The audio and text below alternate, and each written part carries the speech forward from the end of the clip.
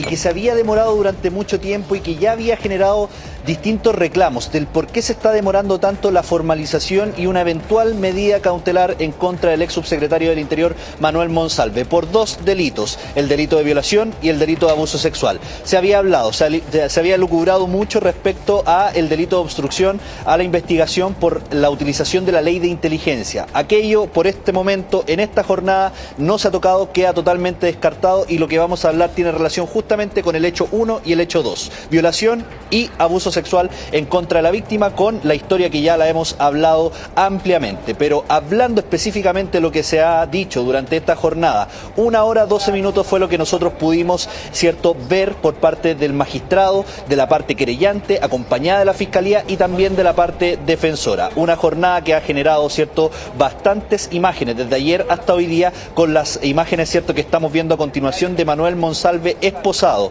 Fue la imagen que tú muy bien mencionabas, Mónica, cierto, tal vez del año, si es que no ocurre algo mayor, tal como ha ocurrido durante los últimos sucesos en el país, pero la imagen del año es Manuel Monsalve, el ex subsecretario, cierto, esposado, tanto llegando a la Policía de Investigaciones en la Brigada de Delitos Sexuales durante la jornada de ayer, trasladado a la Brigada de Homicidios, en donde pasó la noche en el calabozo, y posteriormente durante esta mañana con nuestros equipos siguiéndolo, cierto, trasladado hasta el Centro de Justicia. El magistrado fue enfático en señalar algo durante esta jornada, lo mencionó en 2 o 3 ocasiones: queremos puntualidad. Estaba pactado que comenzara a las 9 de la mañana, comenzó a las 9:10 de la mañana, y con el ingreso de la prensa y, cierto, con esta autorización del magistrado de presenciar hasta el momento en que se le formalicen los 2 hechos ya anteriormente mencionados, nosotros pudimos tener acceso. El último elemento hasta este momento, y según lo que mencionaba nuestro compañero del matinal Tu Día, Rodrigo Pérez, es que lo que se está viviendo a puertas cerradas es que la Fiscalía está exponiendo por qué es necesario aplicar la mayor medida cautelar en contra de Manuel Monsalve, la prisión preventiva. Le habíamos preguntado a la abogada, cierto, querellante, representante más bien digo, de, cierto, la víctima, si es que iban a pedir la prisión preventiva, que era un punto que todavía estaba algo incierto. Ella confirma durante esta mañana que sí, efectivamente se va a pedir la prisión preventiva, la máxima medida cautelar en contra de Manuel Monsalve. Lo que hemos visto durante esta jornada también tiene que ver con lo que habíamos mencionado anteriormente. Lo primero, el control de detención es el primer acápite de esta formalización que se ha vivido durante esta mañana. Ese control de detención fue muy importante porque ayer el abogado representante de Manuel Monsalve, uno de los 3 abogados, Lino Dizzi, mencionaba una palabra específica, que esta detención había sido injustificada, y ayer yo les había dicho que la palabra posiblemente haya sido ilegal. Yo ayer me había confundido con esa palabra, pero hoy día ratifican aquella decisión. La palabra que utiliza la otra abogada representante de Manuel Monsalve, María Inés Horvitz, es que la detención fue ilegal en, cierto, la estrategia de la defensa. ¿Por qué fue ilegal? Porque no llegaron con la constancia de la magistrada que ordena la detención de Manuel Monsalve, y esa constancia era sumamente importante por la Policía de Investigaciones para poder detenerlo en Viña del Mar y posteriormente trasladarlo hasta Santiago. Solamente se le hace una detención de manera verbal, una constancia verbal para poder detenerlo y posteriormente trasladarlo, algo que fue desestimado por el Ministerio Público y también desestimado por el magistrado. Eso en primer término. Los escucho, Cristian, Mónica. Sí, era muy importante eso, Moisés. Por cierto, lo primero que se hace durante la mañana es que se declara legal la detención, y eso da pie entonces para la audiencia de formalización que va, y esto para que la gente también vaya entendiendo el seguimiento de este caso, formalización que se da por 2 delitos: abuso sexual y violación. Los otros delitos quedan fuera. Totalmente fuera, y son 2 delitos que además ocurren los 2 en la comuna de Santiago, porque en un minuto también la defensa habló de la incompetencia del tribunal, porque uno de los supuestos delitos que se le iban a imputar a Manuel Monsalve había ocurrido en la comuna de Providencia, donde el tribunal no tenía jurisdicción, perdón, esa es la palabra, jurisdicción, y sin embargo al final, como el fiscal solo lo acusa de 2 delitos que ocurrieron en el Hotel Panamericano, que está en la comuna de Santiago, ese argumento no tuvo lugar. Ahora, yo creo que lo más importante, Moisés, es el tema de la transmisión resolución o no de la audiencia, porque nuestro sistema penal procesal, sobre todo el actual, privilegia la publicidad de estos hechos. Evidentemente, ningún imputado va a querer que se conozca, ¿no es cierto?, los delitos o las pruebas o los antecedentes que hay en su contra, y sin embargo acá el juez permitió esto precisamente por una petición de la defensa de Monsalve, porque la querellante estaba de acuerdo con que esto se pudiese transmitir. Es correcto. De hecho, fue el punto último antes de la imputación de los cargos. ¿Cómo es que se iba a transmitir, cómo es que se iba a comunicar esta audiencia que, además de demasiado mediática, por supuesto que es relevante? Se ha mencionado mucho que él, en el cargo que está ostentando como subsecretario del Interior, y se mencionó justamente en los acápites de la formalización propiamente tal, en su cargo de jefe y de subsecretario del Interior, tiene, ¿cierto?, esta relación no consensuada aparentemente con la víctima, y después se procede, ¿cierto?, a estos hechos 1 y 2, como les mencionábamos, abuso sexual y violación. Por lo tanto, era importante saber qué es lo que iba a pasar con la comunicación y la transmisión propiamente tal. Tal como tú mencionas, Mónica, la representante de la víctima, en este caso María Elena Santibáñez, había accedido a que la audiencia, en último caso, fuera transmitida por el Poder Judicial, con la prensa fuera, pero transmitida por el Poder Judicial. Sí. Y eso fue desestimado por, ¿cierto?, el magistrado. Entre algunos de los términos que se esgrimieron, o de los argumentos que se esgrimieron, fue lo que se ha dicho anteriormente, el resguardo de la víctima, por supuesto, y la reserva de la investigación. Algo que, según lo que estamos, ¿cierto?, conociendo contigo, Mónica, también tiene que ver, ¿cierto?, con los términos legales del por qué se transmite o no se transmite, pero es importante destacar que en algún momento la representante de la víctima estaba de acuerdo con que al menos se transmitiera por el canal del Poder Judicial, como ha estado ocurriendo durante las últimas jornadas, Mónica. Es llamativo también que incluso el juez haya pedido que toda la prensa se retirara, porque la prensa tiene un rol que cumplir en estas audiencias. Se supone que en nuestro sistema procesal estas audiencias son públicas, y ya que no se iba a transmitir, deberían haber dejado al menos periodistas que estuviesen en el interior. Ellos saben cuáles son las limitaciones, por ejemplo, no mencionar el nombre de la víctima, tienen que cumplir con esas obligaciones, pero al menos la opinión pública hubiese podido tener una versión periodística de lo que está ocurriendo en el interior, porque resulta que ahora solamente vamos a tener la versión de las partes, pero no vamos a saber efectivamente qué ocurrió en el interior. La versión de las partes, y además ha dicho el juez Moisés, y tú lo ratificas, que una vez que se tenga la resolución también eso se va a poder transmitir, o sea, la parte de las medidas cautelares. Exactamente.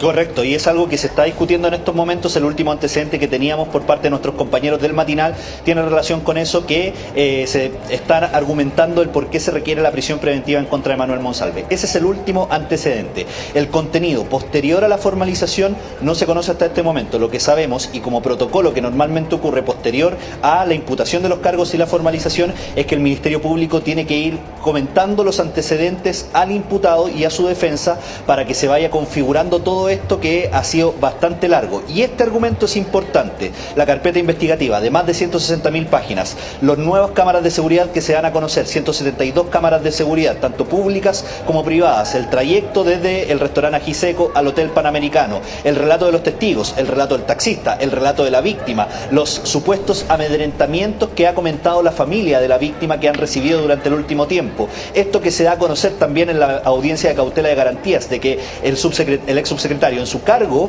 de subsecretario del Interior, ¿cierto?, le habría mandatado a la Policía de Investigaciones ir a buscar a la víctima a su casa para tener alguna declaración de ella o para saber en la posición en que se encontraba la víctima.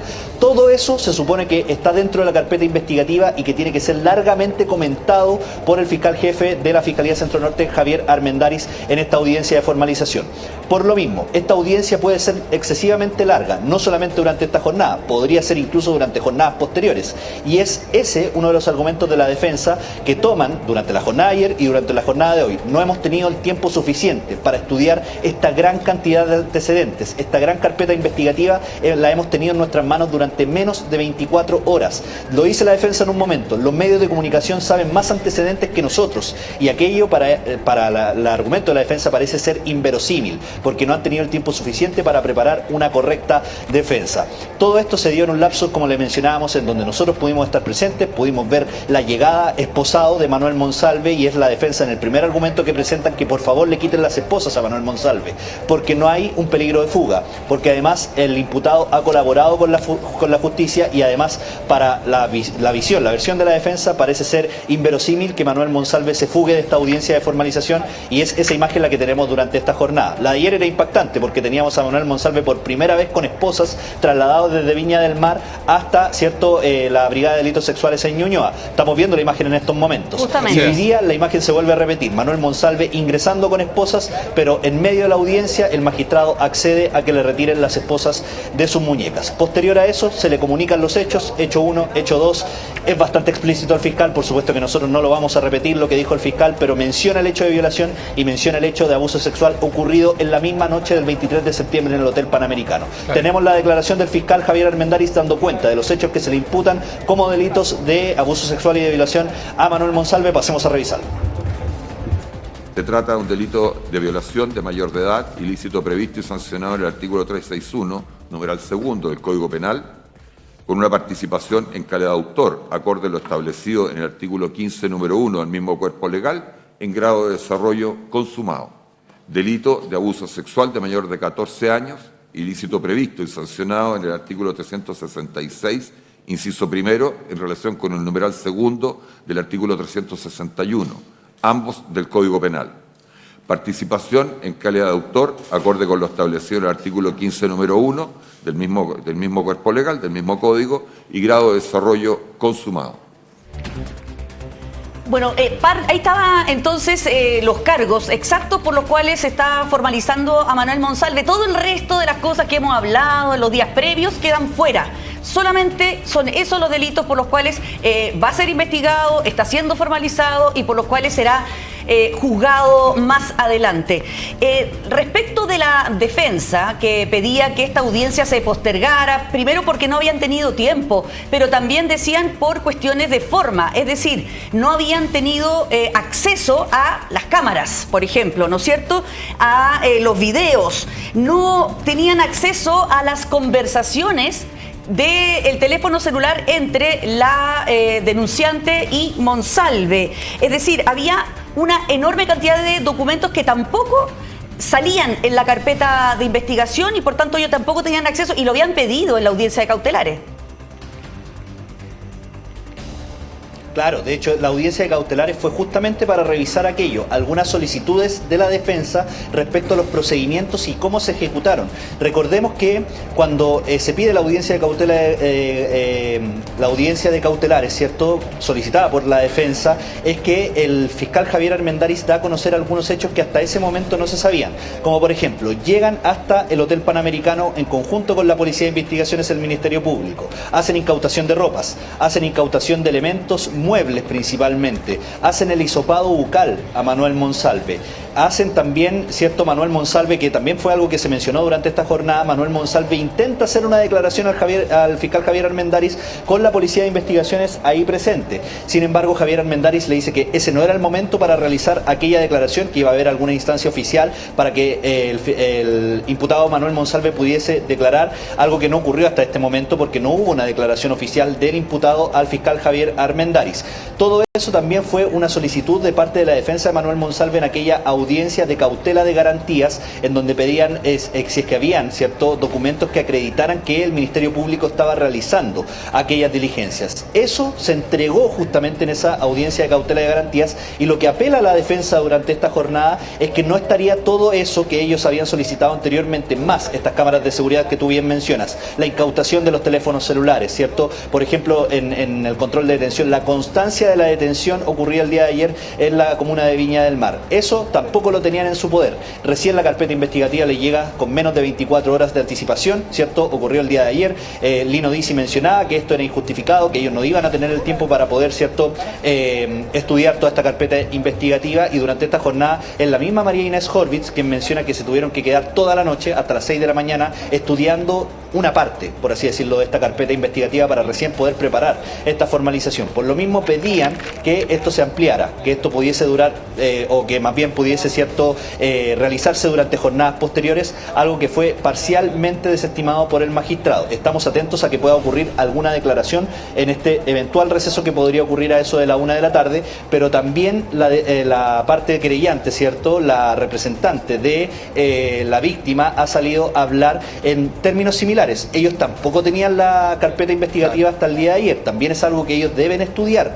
Eso sí, ellos están sentados de la parte del Ministerio Público, están justamente en acuerdos, ¿cierto?, y en términos similares con el fiscal Javier Armendáriz para poder preparar, ¿cierto?, toda esta querella e imputaciones en contra de Manuel Monsalve. Lo que dice María Elena Santibáñez, abogada representante de la víctima, es que efectivamente la víctima ha estado en mejor estado, evidentemente, pero que ha estado, ¿cierto?, con un tratamiento psiquiátrico, con un tratamiento psicológico, y la han estado apoyando, ¿cierto?, para poder salir de esta difícil situación que la víctima manifiesta que ha tenido que atravesar desde aquellos hechos hasta el día de hoy. Tenemos la declaración de la abogada representante de la víctima, pasemos a escucharla. Hay muchas declaraciones, hay bastantes informes periciales también, de los cuales se va a dar noticia probablemente ahora por parte del fiscal, así que estamos tranquilos para que se desarrolle normalmente esta audiencia, que consideramos que probablemente va a tener bastantes incidencias. Corresponde a una situación bastante anómala, se trata de amenazas vedadas que señalé que fueron de manera encubierta, que claramente resultan raras, señalar que se vaya del país, que pueda aparecer muerta ella o el papá, y lo señalé hace bastante tiempo, y evidentemente que es una situación que a lo menos genera temor en ella y en su padre. La entrevista al padre, a mí me sorprendió, yo no lo sabía, me enteré 15 minutos antes, y evidentemente que no me pareció, considerando que yo le había pedido precisamente a toda la familia que no diera ninguna entrevista. Palabra entonces de la abogada defensora. Ahora, Moisés, está claro acá y se ha sostenido que la Fiscalía está solicitando, y se dice que en estos minutos argumenta, claro, lo que es la solicitud de prisión preventiva, de la medida cautelar más gravosa que existe. Y en relación a eso, si se llega a cumplir, ¿se ha mencionado algo? ¿Dónde podría establecerse esta prisión preventiva? Se han podido lucubrar algunos escenarios, evidentemente, pero lo que vaya a ocurrir y se vaya a determinar efectivamente por parte del magistrado es incierto hasta este momento. A puertas cerradas, como ustedes mencionaban al principio de este despacho, se está desarrollando la continuación de lo que ha sido la imputación de los hechos y la formalización de Manuel Monsalve, los antecedentes propiamente tal, y lo que se pueda resolver, evidentemente lo vamos a saber y lo vamos a comunicar oportunamente. Lo que ha trascendido, eventualmente, podría llegar al centro penitenciario de Casablanca, en donde llegó el cineasta Nicolás López, recordemos, también imputado por delitos sexuales y condenado en aquella ocasión cuando llegó hasta este centro penitenciario de Casablanca. Podría ser otro escenario en la cárcel de Rancagua, en donde llegó, ¿cierto?, y sabemos mediáticamente, Jorge Valdivia. Durante un par de días se mantuvo, ¿cierto?, internado, ¿cierto?, al interior del centro penitenciario de Rancagua. Podría ser eventualmente, y también ha trascendido en medios de comunicación, la ex cárcel El Manzano de Concepción, dado que existen los espacios correspondientes para poder albergar en una eventual prisión preventiva a Manuel Monsalve en aquel lugar. Y nuestro compañero Alfonso Concha lo decía durante la jornada de ayer, no solamente por delitos económicos, sino que también por otros delitos podría ser eventualmente un cuarto escenario el anexo penitenciario Capitán Llaver, en donde podría cumplir, más bien digo, ¿cierto?, esta prisión preventiva a Manuel Monsalve. Te escucho, Mónica. Mira, que también a la salida en el receso, la abogada defensora de Manuel Monsalve, Marina Horvitz, dijo por qué ellos creían que tenía que quedar en arresto domiciliario total, porque temían por la seguridad de Manuel Monsalve, dados el cargo que él había ostentado y su connotación pública. Por eso decían que lo más adecuado era que quedara en arresto domiciliario en su casa para proteger su integridad física, fundamentalmente, pero también dijo otras cosas bastante curiosas, por decirlo menos, en relación a su permanencia en su casa. Sí, por supuesto. De hecho, nuestro mismo compañero Alfonso Concha, de quien rescato algunas palabras, lo mencionaba durante la jornada de ayer. El cargo de subsecretario del Interior que ostentaba Manuel Monsalve lo involucró con muchas personas del crimen organizado que hoy en día están cumpliendo, ¿cierto?, su condena o su prisión preventiva o distintos hechos procesales, penales, ¿cierto?, en distintas cárceles. Por eso hay que tener sumo cuidado con saber dónde va a llegar Manuel Monsalve en el eventual caso de una prisión preventiva. Y es importante destacarlo porque puede atentar contra su seguridad y contra su vida. Y ese también ha sido un argumento importante de la defensa durante esta jornada de formalización.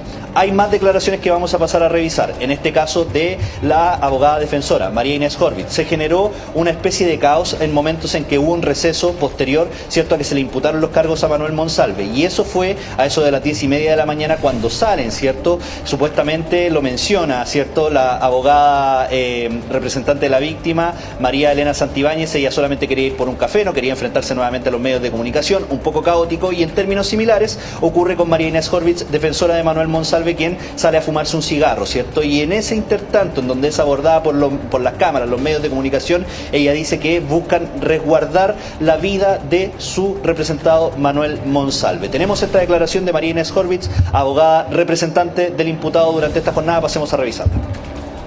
¿Se sigue manteniendo la inocencia de Manuel Monsalve? Absolutamente. ¿Hasta el final? Hasta el final. ¿No declaró? Estamos esperando tener los antecedentes en la carpeta. A usted se le imputan una violación. Quisiera que su abogado le pudiera decir qué es lo que hay contra usted. ¿Esto domiciliario para ustedes sería quizás lo ideal? Obvio, como la Katy Barriga. Nos gustaría mucho. A ver si él también tiene opción de hacer ganarse alguna luca porque está arruinado. Bueno, justamente a esas declaraciones de la abogada Horvitz me refería yo, porque ella hace una comparación ahí con el arresto domiciliario de la exalcaldesa de Maipú. Claro, y además forma parte de la personalidad de la abogada. Ya lo hizo al interior también de la audiencia, Moisés, cuando pide que haya un receso, cuando cuenta que ella ante la recepción de la carpeta, 2 horas antes de la detención, que se había quedado trabajando hasta las 6 de la mañana, es decir, un estilo, una forma distinta a la que estamos acostumbrados a ver también dentro de los abogados. Y no solo eso, se han generado algunos momentos de tensión dentro de la audiencia de formalización. En un momento, María Inés Horvitz pide un pequeño espacio de tiempo para poder ir al baño, para poder tomar agua. De inmediato, el magistrado Cayún la detiene y le dice que ella no es la encargada de ir dirigiendo esta audiencia. Se generó el momento de tensión, hay una especie, ¿cierto?, de regaño por parte del magistrado a, ¿cierto?, la abogada defensora de Manuel Monsalve. Son algunos elementos que se han, ¿cierto?, dado a conocer durante esta jornada de formalización, que, como les mencionábamos, se prevé que pueda ser bastante larga. También hemos tenido alguna declaración de Lino Dizzi, el abogado, también uno de los abogados de Manuel Monsalve, dando cuenta justamente de los hechos que les mencionábamos durante estas últimas horas, que no han tenido el tiempo suficiente para preparar la defensa, considerando el gran expediente de la carpeta investigativa y todos los elementos que rodean esta carpeta investigativa, entre esas los testimonios, ¿cierto?, los relatos de las víctimas, el tránsito del taxi desde el restaurante Ajiseco hacia, ¿cierto?, el Hotel Panamericano, y muchas otras cosas más de las cuales se han hablado y que han llegado hasta este momento a la audiencia de formalización. Tenemos la declaración, más bien digo, del abogado representante. Pasemos a escuchar. ¿Se esperaba esta detención o no? Entendíamos que había una suerte de conversación también con la Policía de Investigaciones. Siempre existe la posibilidad de que se generen estas cuestiones, en ese sentido no es algo sorpresivo, pero por cierto que las conversaciones que habíamos tenido apuntaban a otra cosa. Miren, pasamos de largo, eso es un problema. Que para la defensa de alguien, para imputaciones de este tipo, le den una defensa las horas que nos dieron para prepararla, es un problema. Y eso es lo que vamos a decirle al tribunal. ¿En qué pie entonces se presenta hoy día esta audiencia, abogado? Con garantías básicas de derecho a defensa vulneradas. Y eso es claro, las garantías son para todos. Y el hecho de que nos presentemos en estas condiciones, que el Ministerio Público haya asegurado una ventaja procesal haciendo abuso de una institución como el secreto, es parte de las cosas que van a ser dichas hoy día. Mónica, Cristian, un último antecedente que podemos mencionarle, que es una idea que se puede barajar. Puede que durante esta jornada se solicite la ampliación de la detención de Manuel Monsalve. dos argumentos importantes respecto a este último punto. El primero es, como les mencionamos, para resguardar la vida y seguridad del imputado y para que eventualmente vuelva, ¿cierto?, a la brigada de homicidios, a pasar otra noche en el calabozo u otras noches, en plural, en el calabozo de la brigada de homicidios en la comuna de Ñuñoa. Y la segunda, por supuesto, en relación a lo que mencionaban los abogados defensores, es para que tengan mayor tiempo para estudiar esta carpeta investigativa y puedan tener, ¿cierto?, estudiada y el tiempo suficiente para poder presentar sus argumentos y demostrar en lo que ellos mencionan es la inocencia del imputado Manuel Monsalve. Mónica Cristian. Muy bien, Moisés, quedamos entonces pendientes a la parte final de